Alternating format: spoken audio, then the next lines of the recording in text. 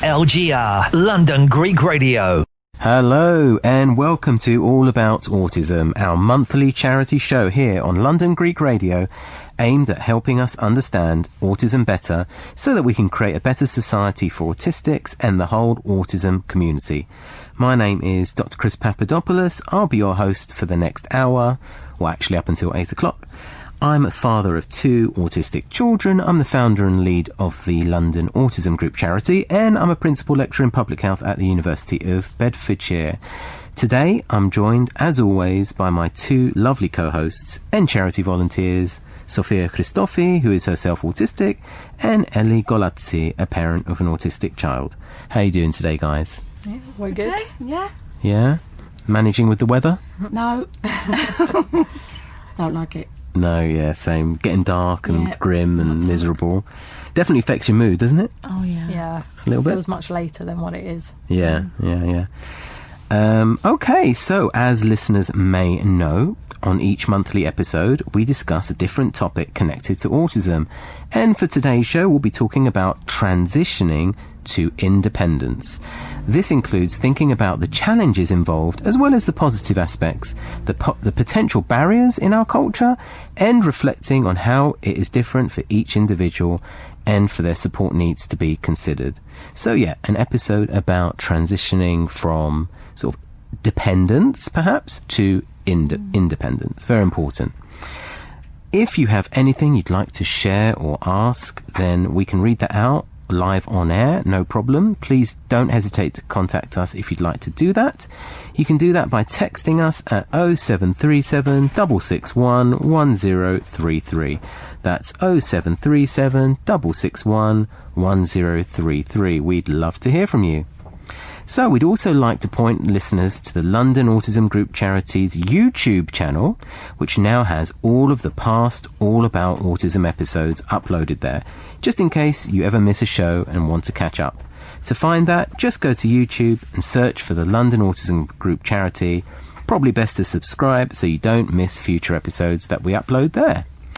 One other thing before we get into the discussion is just to say that we now also hold monthly activity days alongside our community cafe events. And these activity days are happening at the fantastic Holy Sepulchre Church in London. And this church is near the Barbican and Farringdon tube station. Our activity days are designed to provide a wide range of engaging and interactive activities that cater to the diverse interests of autistic people of all ages and backgrounds. And the next one is happening on the 11th of November at 1 o'clock to 4 o'clock. So please do feel free to come down if you're an autistic adult listening and would like to benefit from these activities, which are Tai Chi, mindfulness, we have an autistic adults women's group, music therapy for learning difficulties, social time, and more. So it's really good. It's completely free and completely accessible. So that's the 11th of November at 1 p.m. to 4 p.m. And if you'd like to find out more, just go to our website and you'll be able to access the information. So with that said, let's get into the discussion for today's episode. So Sophia, how can we challenge the common misconceptions that autistic people can't be independent? You know, those kinds of stereotypes. How can we challenge those misconceptions? Yeah, I think there's several ways that we could challenge misconceptions surrounding autistic individuals and our potential for independence. One of those ways is to dispel some myths and misconceptions around autism. So I hear a lot of people think that autistic people won't be able to drive or leave home, have relationships, those sorts of things. They're kind of outdated misconceptions. And also remembering that just like non-autistic people, autistic people have their own strengths and weaknesses, and it's about focusing on those strengths, nurturing the strengths and empowering autistic individuals to advocate for themselves, to be able to express their needs and wants and desires. And ultimately by promoting understanding and inclusivity so that we can create a more supportive environment so that autistic people can reach their full potential and can reach independence if that's what they want. Yeah. What do you think, Ellie? Yeah, no, I think that's a brilliant explanation. I think the supportive part is so important here, and listening to the individual and what their needs are, and enabling them to ask for help too. I think that's really important as well. Yeah, definitely. Yeah, I think something you said there, Sophia, is really important. That there's this misconception that that they're just not, autistic people are just not able to be independent. And I think that might be slightly associated with the wider stereotype that autistic people always have significant learning difficulties, perhaps. So even those people can be, people with learning disabilities can be independent, but there's that default conception that autistic people, have a tremendous amount of support needs and learning difficulties and just aren't able to possibly cope in society. And that's just, it's just not true, is it? No, and it might just be that independence for autistic people looks different to non-autistic people. So it's just about not comparing what an autistic person's independence is to a same age non-autistic person. It might take a bit longer to reach that independence. It might go a different way to get to that independence. It's just recognising that every individual is different and putting in the support in place to help them achieve that. Yeah, completely agree. And also just making the adjustments to your mindset as well, about not comparing one another. I think that's a really good point. Yeah, I've met, through the charity, we've met lots of people who often have young children, still young autistic children, and it's often asked, I get asked often, is it going to be possible that he'll be able to do X, Y, Z when he's older? Is he going to be able to drive, or is he going to be able to get a job, and that sort of thing? And the answer is absolutely yes. Do you know what I mean? There's no reason to say no at that, especially at that age. Do you know what I mean? You can't possibly rule out that potential. It just comes down to, I suppose, being lucky in a way to be able to have those opportunities and to get the support that might be needed. Yeah. But ultimately, at that young age, don't rule your child off. Don't you think? I mean, it's important to have hope. I completely agree, and it's something I think about often, and it's nice to listen and talk to autistic people about the way that they're able and how they're supported, and who supports them. That's really important. Yeah, I think that's important for autistic people as well, not to rule out things for yourself, because when I was growing up, I was always adamant that I didn't want to drive, I wasn't going to learn how to drive, I didn't think I'd be able to be independent, but I have been able to do those things. It's just been done at a different time to maybe people my age, and we've had some kind of extra support to get to those stages. But I think it's easy for autistic people to take on board those misconceptions as well, and think that because I'm autistic it means that I'm not going to be able to do this, but you might be able to, so you shouldn't rule it out for yourself either. Yeah, that's thanks for saying that. I think that's really important to hear as well. That's validating, I think. Yeah. I mean, that's what we call internalised ableism, isn't it? Yeah. That's what that is, and that's a big problem. I mean, that's exactly, in case you're wondering what that is, it's exactly what Sophia described, where you are you are the autistic person on the back end of negative judgments or stigma, and you are internalising and believing those sort of attributions and sort of applying it negatively to yourself. And there's unfortunately loads and loads of research that shows that sort of psychological process of internalising that negativity is terrible for your mental health. Yeah. I mean, and that in turn is going to reduce your likelihood of achieving independence, right? Because I think mental health generally is crucial for independence.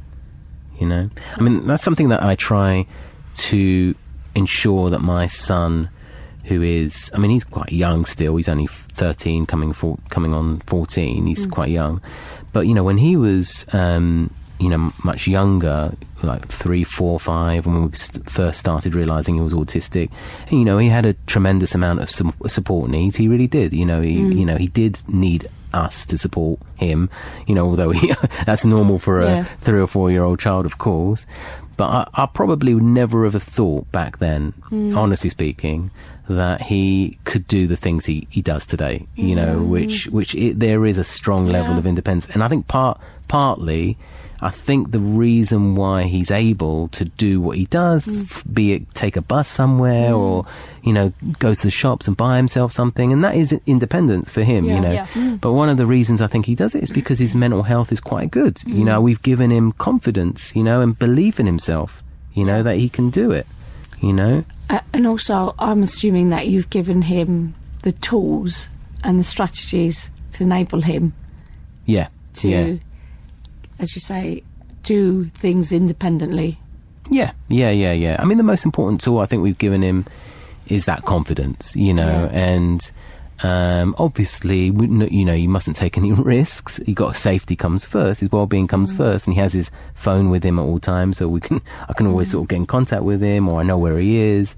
But the point here is that firstly, you don't know what your child is capable of when you get older. Support needs do fluctuate, I think, across they change. Person's lifespan. Same way for non-autistic people, that the amount of support you might need changes depending on how things are currently going in your life. Yeah. So people change, same thing with non-autistics, you're going to change, and so don't rule anyone out.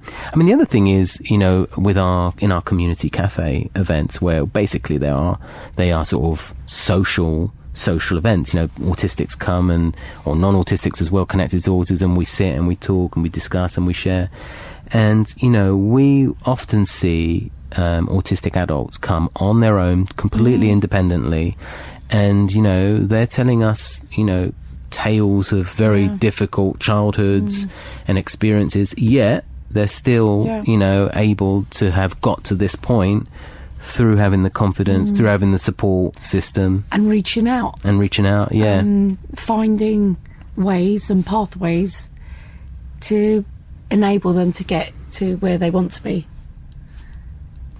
Yeah, and I think knowing that there's a community really helps. I think if you're seeing and you're accessing the autistic community, and you're seeing what others are doing it. I have to believe in myself. You kind of take inspiration from that, and then perhaps, like you said, Sophia, everybody's independence looks a little different. If you've got an autistic person pairing up with another autistic person and doing things together, that's still independence. We shouldn't be thinking of it just on your own, doing things as independence. Oh, yeah. So, I mean, it can be done. I just think mental health is very important, giving them the tools to support the process, having that autistic community. The other thing I was thinking was leveraging passions and, strong interests, So if there's something that somebody really, really enjoys, I mean, that's the thing with my son, he'll partly be he'll sort of be more confident and more motivated to go and do his independent thing because it connects with his special interests or his, passions. So I think that's also a useful one, leverage your interests. To kind of transition into things like employment as well. If you can find employment around your special interest or something that you're very good at, then it's another way of reaching that level of independence through working. And so I was going to ask you, Sophia, so when you did your studies, it was that focus that you that led you to do what you did, is that? Yeah, I picked one university, one subject, because that's all I wanted to do, and that's the only place I wanted to go. So I was just lucky that I managed to get in, because the idea of having multiple options of all these different things that I wasn't comfortable with, or going to different places that I knew I wouldn't manage, wouldn't have worked for me then. So it was about having that kind of narrow focus on what I wanted to do, and then working a way around getting there. So and what you've managed to achieve in these things, presumably that's had an enormous positive impact on your mental health. Yeah, I guess so. I still kind of am quite surprised that I have done some of these things. Even after being at university for coming up 10 years, I'm still a bit did I actually manage to do it? Yes, you did. But meeting other autistic people as well is really important, because I didn't know any other autistic people when I was in school. So then I think a lot of my misconceptions around would I ever go to university, would I ever get a job, would I ever drive a car, came from the fact that all I knew about autism was what I heard everybody else say about autism, and everybody else said you won't be able to do those things. But having the opportunity to connect with other autistic people and see that they have all sorts of different jobs, all sorts of different relationships, all sorts of different ways of living, shows that it's possible. Representation matters. Yeah, definitely. Yeah, so important. And I think we discussed this in a previous episode a little bit about the importance of, for example, university lecturers coming out and disclosing that they're autistic, right? And things like that. Things like that. Teachers, because it's inspiring. Role models, you know. So, and you know that it's there. Yeah, you know. It's just that nobody's saying it. So it'd be really helpful. Like there's no way that out of all the university lecturers there isn't anybody neurodivergent. There must be. It's just obviously they may not feel that they're in a position to disclose that. But for some of the students that are coming along, that could be a real kind of pivotal thing for them in terms of maintaining that path and persevering with it. Yeah, and it's not just academics, right? It's also doctors and nurses and, you know, actors, lots of, actors and creative people.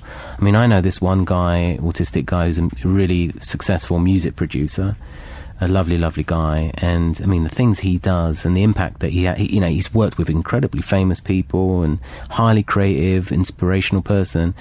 And, you know, he's trying to, sort of, push back against these negative misconceptions these stereotypes that autistics can't be creative or they can't be musical, that sort of thing, which is of course not true, but this is where we are, right? I mean, it's ridiculous when you think about it. And I suppose that's also putting people into boxes. Certain type of people can only do a certain thing. It's always interesting to me as an autistic person, because I don't go around looking at non-autistic people and putting them into boxes like that and saying, oh, this group of people won't be able to do this and this group of people would be able to do this. So it's strange to me that given that autism is just a natural variation of difference, why people think that autistic people will fit into these neat little boxes when we clearly don't. That is exactly it. That's the problem we've got to push back on. Okay, then that's really interesting chat, actually. Thanks very much. So, as always, we welcome any questions or points of view from our listeners. If you do have anything you'd like to ask or share about this topic or anything connected to autism, please do get in contact with us and we'll read it out, discuss it live on air. It'll be really fun, really potentially impactful. So, don't hesitate to get in contact with us. You can text us at 0737 661 1033. That's 0737 661 1033. Ask us a question, give us a comment, anything you'd like. We will keep our eye on our phone for that. So do feel free to do that. Okay, so now it is time for a short break. Stay tuned. Welcome back, everyone. A quick reminder to listeners that you can text us on 0737 661 1033 if you'd like for us to discuss your questions or share your thoughts. We'd really love to hear from you. So, Sophia, what are some of the challenges autistic individuals may face when transitioning, and how does gender impact this, and what about culture? In terms of the challenges, there's a few challenges that can make transitioning difficult, and I think we spoke more about this in detail in the last episode. But some of the challenges are like anxiety around transitioning, sensory differences when you're going into new environments or doing new things, our kind of reliance on routine and predictability. And then if you intersect it with gender, autistic girls and women are often late diagnosed or misdiagnosed. So this can mean that some of the support that might have been put in place earlier on isn't there, which can have an impact on how transitions kind of plan out from there. And then with culture, different cultures have varying levels of awareness and acceptance of autism, and there's different cultural norms and expectations regarding like family roles and independence and education, which all may affect the transition experience and can also intersect with gender. So like the Greek culture values dependence, and we might have different expectations for males and females in our culture as well. So all of those things combined can make transition into independence difficult in some ways. Do you think the Greek kind of expectations on what a female autistic should sort of be doing with her life is different to a male autistic? Yeah, I would say so. I think it's more kind of commonly accepted that autistic females, or Greek females in general actually, are more likely to be like at home, more kind of family oriented, whereas I think males may have a bit more freedom, may get independence a bit earlier on than females, whether they're autistic or not. But as you said, I think females Greek autistic females are probably more likely to be missed, aren't they? Because yeah. And why is that? Well, there's the issue of gender, where autistic females are diagnosed later on anyway, but also cultural understanding of autism. So depends on how much understanding a particular community has about autism. And obviously we know this is why we're doing this show, to try and increase the level of understanding of autism within our community, so that, you know, Greek autistic girls are not missed or misdiagnosed even. Do you think it's kind of changing a little bit? I think in some ways, yes. So we've seen, like, at our community cafes, I've met quite a few people from the Greek community now, which is really nice to see. Yeah. I've also heard more conversation, especially among like our family and friends, where they know about this show. So it's being spoken about more. It's just about kind of maintaining that and kind of getting that wider acceptance of autism. And celebrating the difference, I think.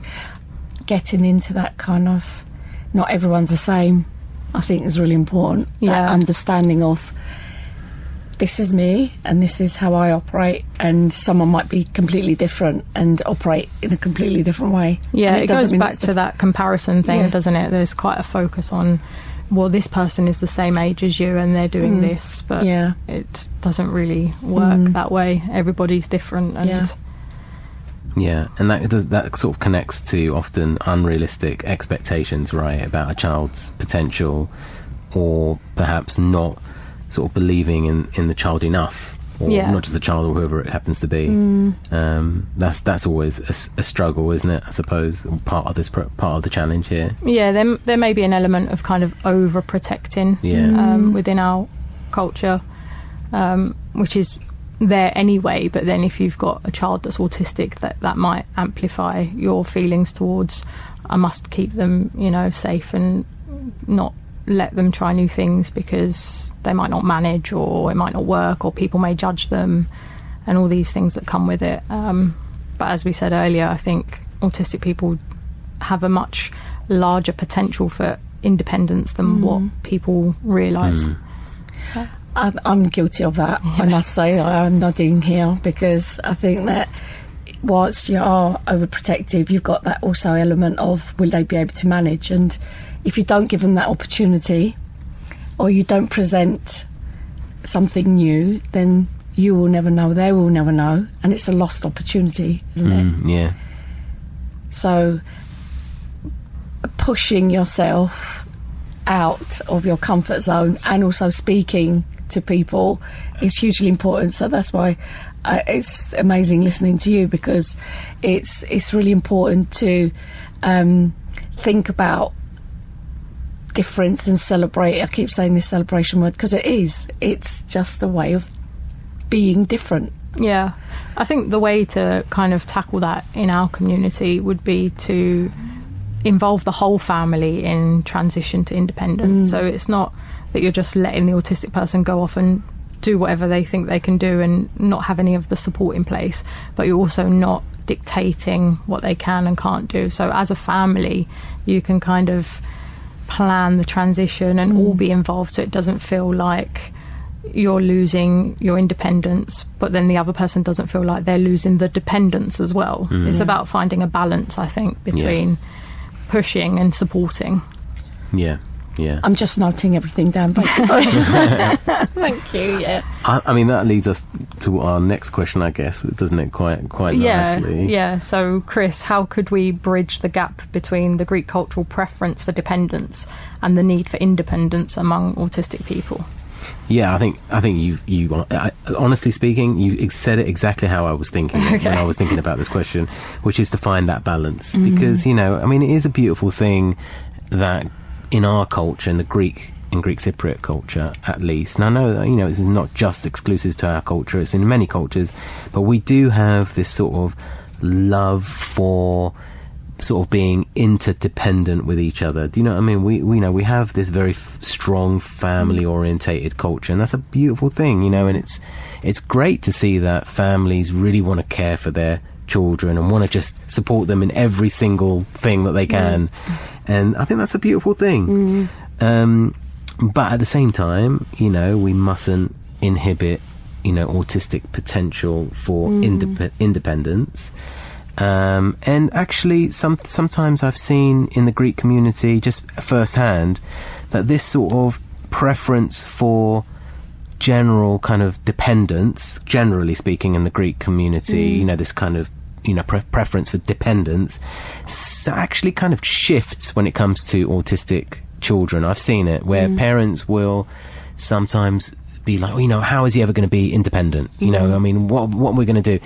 And I'm kind of, I wonder whether or not those kinds of concerns or that kind of push for independence or that concern for independence is equally applied to non-autistics. Do you know what I mean? It's more, that's instead more about, making sure that we're going to be there throughout their lives as they try to be independent. Do you know what I mean?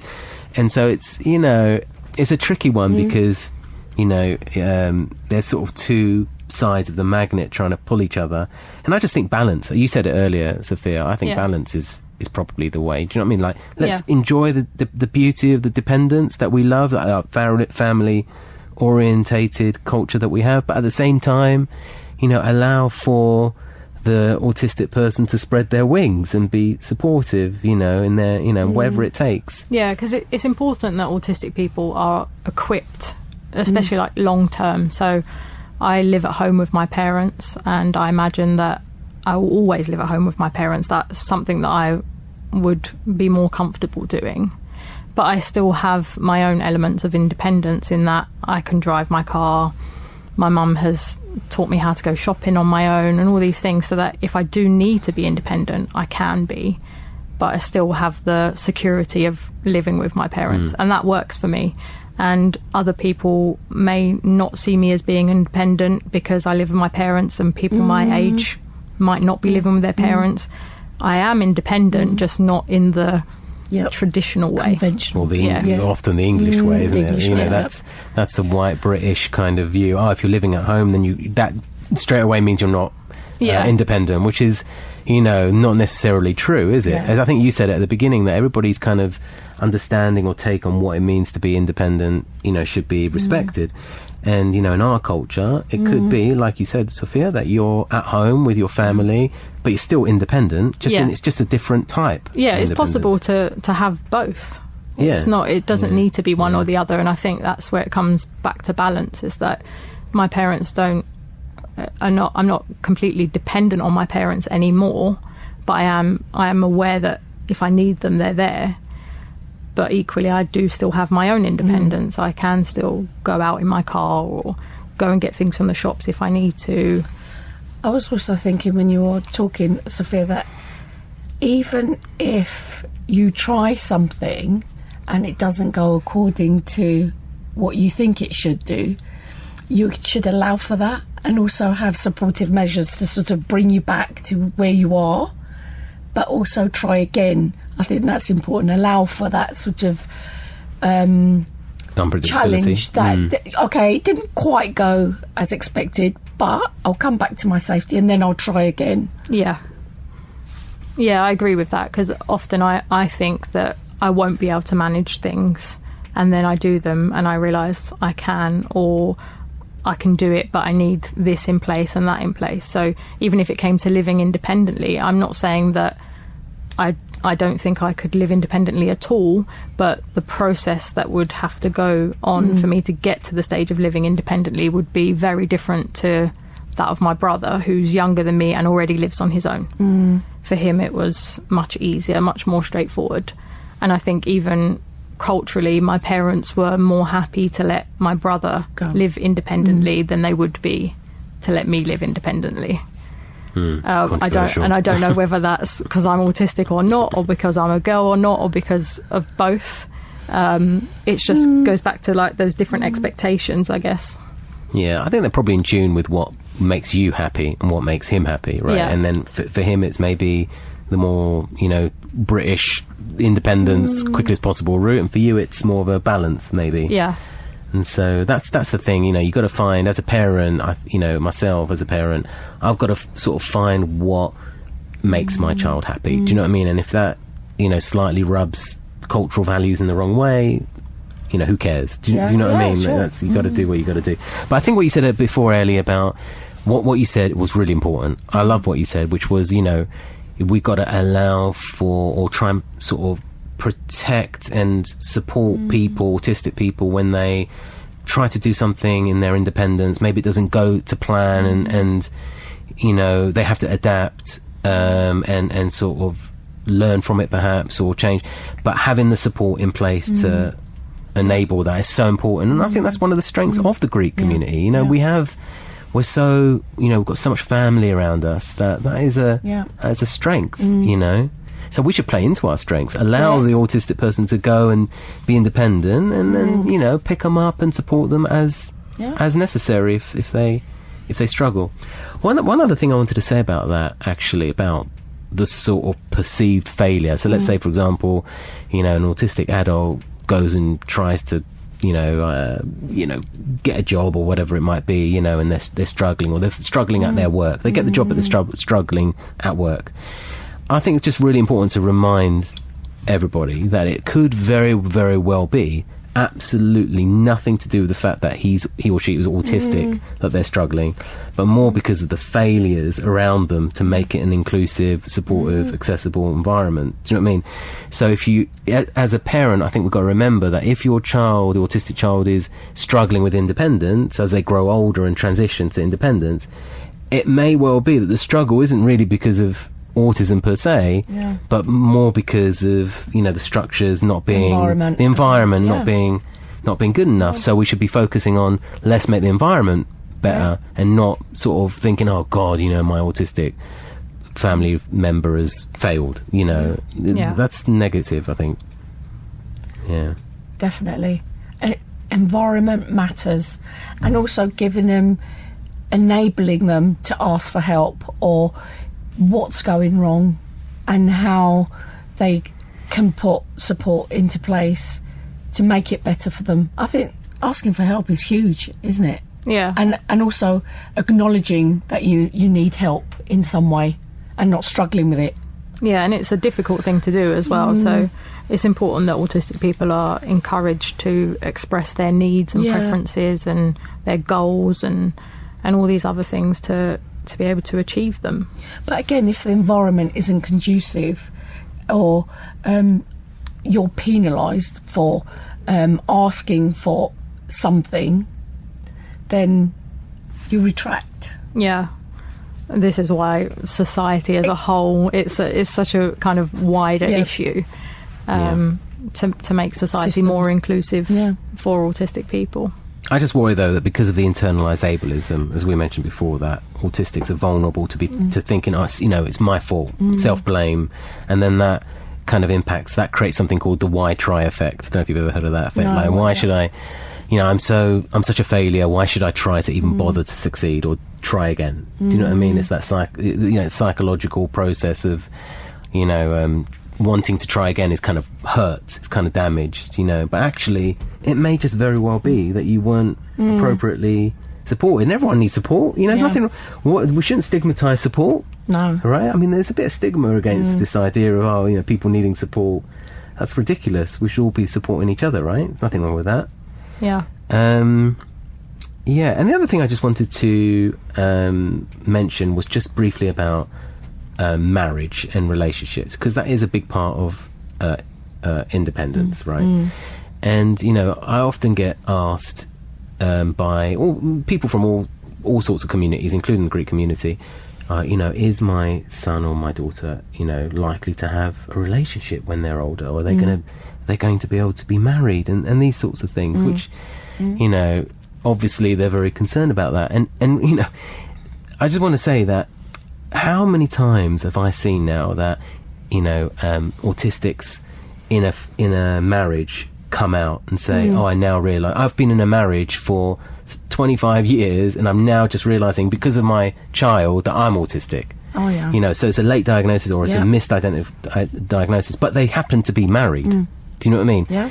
So there's loads and loads and loads and loads and loads and loads of married people, or people in, you know, significant relationships, who are autistic or maybe undiagnosed or late diagnosed. But it's just evidence that just because you're autistic, you know, it doesn't mean to say that you can't have successful relationships or marriages. Right? Yeah, I think this just goes back to like really outdated views that autistic people don't want friends and don't want to be around people, and we prefer to be completely isolated and all these things. And obviously that's not true. There are some autistic people that are not interested in relationships, and there are autistic people that are. Again, like for non-autistic people, there'll be some people that prefer to be on their own, and there'll be some people that prefer to meet somebody. So it's not something that should be ruled out. If an autistic person wants to meet somebody, then exactly, it's something that they can do. Yeah, so if you're listening and you're wondering, if you're a parent or even an autistic person yourself and you're wondering, gosh, am I going to be able to get a successful job or drive or, you know, live fully independently, or go shopping or whatever it is, get into a relationship, I can assure you it is very, very possible. You know, like the rest of us, just have to be lucky, you have to be supported, you have to have that confidence, you have to be in a good place, like have good mental health, you know, all those things that apply to anyone else. But when it comes to autistics, the issue is stigma. Do you know what I mean? It is societal stigma and discrimination. So we've got to remember that often it is down to society and not the person that we're seeing as problematic outcomes. All right, before we wrap up, is there anything else anyone like to highlight about this topic? No, I hope everyone enjoyed the topic. I think it is challenging and it pushes you out of your comfort zone, but again, it's talking about it and thinking what's best for the individual and being the best support you can be. Sophia? Yeah, I agree with what Ellie said. I think it's important not to make comparisons. I think that's where it all kind of starts to unravel. As soon as you start comparing the person to other people their age or other people their gender, or what this person's doing, what that person's doing, it all starts to become problematic. It's much better to compare to what they were able to do 5 years ago rather than what other people are doing. Do you think us Greeks are a little bit more vulnerable to comparing than 100%. other Greeks? Yeah. Ellie, I think so. Yeah, definitely. Oh yeah. You sound like someone who's speaking from personal experience. Just kind of you know what it's Family like. experience. Yeah. We are perfectionists, aren't we? A little bit in Greek. We have high expectations, and that leads to kind of it's kind of natural a little bit. You're wondering. I think being curious as well, what other people are doing. It's fine. It's natural, but stay in your lane, I'd say. Yeah. Especially when it comes to this sort of this topic that we've been discussing. All right then. So thank you very much. That brings us to the end of today's show. Whatever the first Thursday of next month is, that is when we are next on air. I'd also like to remind you to pop into one of our charity community cafes to meet the community if you wish to find support and connect with others. Currently we have community cafes in Southgate, Islington, Ealing, Woodford, and we're just about to start a new community cafe in Essex, specifically in Grays. Have you ever been to Grays in Essex? Yes, my friend used to live there, yeah. Near Thurrock? Yeah, so we've got one starting in Thurrock as well. All of the information about these community cafes can be found on our website, as well as everything else that we do to support the community. The website is londonautismgroupcharity.org. That's londonautismgroupcharity.org. And just a reminder that we do also have our monthly activity days that we've just commenced at the Holy Sepulchre Church, which is near Barbican and Farringdon. The next one is coming up on the 11th of November at 1 p.m. to 4 p.m. It's completely free. We have music therapy, as I said, for learning difficulties, autistic social time. We have an autistic adults women's group, autistic-led Tai Chi, and an autistic artists collective. So really, really fun activities where you can meet other autistics. Highly recommend you come along. And a final reminder that you can find the recordings of these episodes on our YouTube channel, which you can find by searching the YouTube for London Autism Group Charity. And just to correct myself, the next episode is on the 7th of December at 7 p.m. So please tune in, as always, and send through any questions you may have, and we can pick them up ahead of the show. Thanks again to my co-hosts Sophia and Ellie, also to the amazing Tony Neofido, who's always in the background here helping us with the show. James Gordon as well, thank you to him for his editorial input, and of course all of you lovely listeners. Have a great month. On FM, on digital radio, on your mobile and online. This is London Greek Radio.